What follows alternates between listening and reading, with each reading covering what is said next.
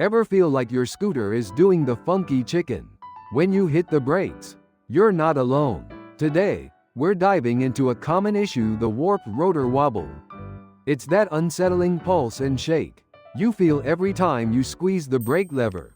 Imagine this: you're cruising, enjoying the ride, and then wobbly brakes. Not ideal, right? So, what's causing this pulsing sensation? Well, it usually comes down to a warped brake rotor. Think of the rotor as a perfectly flat disc. When you brake, the brake pads clamp down on this disc, creating friction and slowing you down.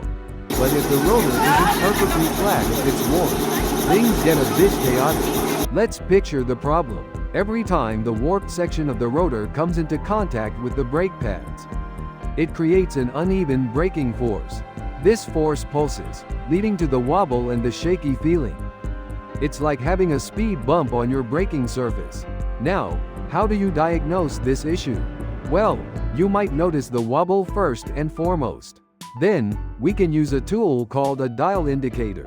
This nifty gadget helps us measure the rotor's runout, which basically means how far it deviates from being perfectly flat. The dial indicator sits on a magnetic base and attaches to a rigid object, like the fork. The tip of the dial indicator touches the brake rotor. As we rotate the wheel, the dial indicator will show any variance in the rotor's surface. A little bit of runout is normal, but too much? That confirms a warped rotor. Why does this happen? Warping can be caused by a few things. Overheating is a big culprit. Imagine riding your scooter hard and repeatedly using your brakes without giving them a chance to cool down. Or maybe you had some hot rotors, and then you went through a big puddle. The sudden temperature change can cause the metal to warp, rust, or corrosion, especially if the scooter has been sitting for a while. Can also lead to uneven wear and warping. So, you've got a warped rotor. What now? Well, the most common solution is to replace the rotor. It's usually the easiest and most effective fix.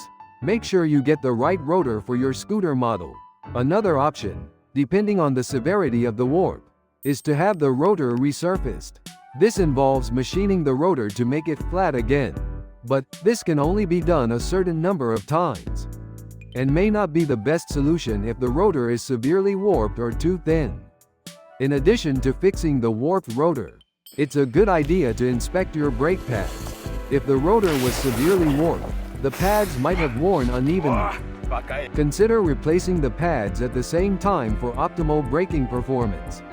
Also, check the caliper and make sure it's functioning properly. A sticking caliper can contribute to overheating and rotor warping.